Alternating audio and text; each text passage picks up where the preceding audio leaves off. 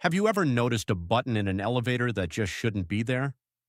Maybe it's a floor marked with a zero or a negative number that doesn't match the building's blueprint. I found one last night in the back service elevator of the old Miller Hotel. It was a small brass button labeled negative 99. Now the Miller only has two basement levels, mostly used for laundry and storage, so curiosity got the better of me. I pressed it. The doors hissed shut with a sound like a dying breath, and the descent began. At first it felt normal. I passed B1, then B2, but then the digital display didn't stop. It flickered, turned a deep bruised purple, and showed B3, then B4. The air in the car started to change, growing thick and heavy, smelling of wet limestone and ozone. I tried to press the lobby button, but it was dead. Every button was dead except for that glowing negative 99. By the time the display hit B20, the elevator was moving faster than any lift I'd ever been in. The walls began to vibrate, a low-frequency hum that I felt in my teeth. I peered through the small gap in the elevator doors as we passed a floor, and for a split second I saw a hallway lined with rusted iron pipes, dripping a black viscous liquid. It wasn't a hotel basement anymore. It was something else. At B40, the temperature dropped until I could see my own breath swirling in the dim light. The elevator didn't just feel like it was going down, it felt like it was falling into the throat of the world.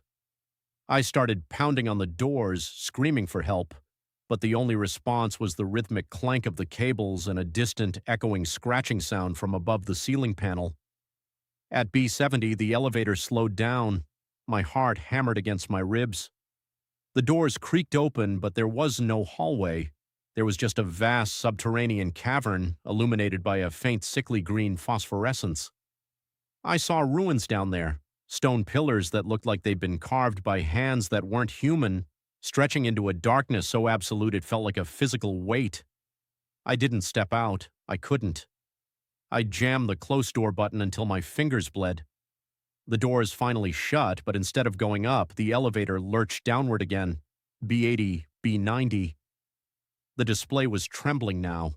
The numbers were shifting into symbols I didn't recognize, jagged shapes that hurt my eyes to look at. The metal walls of the car started to groan under immense pressure, the steel buckling inward as if something huge was squeezing the shaft. I realized then that I wasn't just going to a basement. I was descending into a place where the laws of physics were being rewritten. At B99, the elevator didn't stop. It kept going. B100, B200, B1000.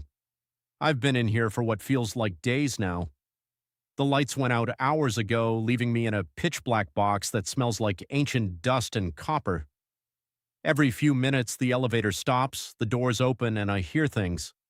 Sometimes it's the sound of 1,000 whispering voices, all saying my name in a language that sounds like grinding stone.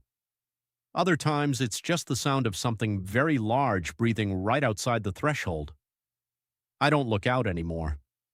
I just crouch in the corner and pray for the cables to snap, but they don't. The descent is smooth, eternal, and silent.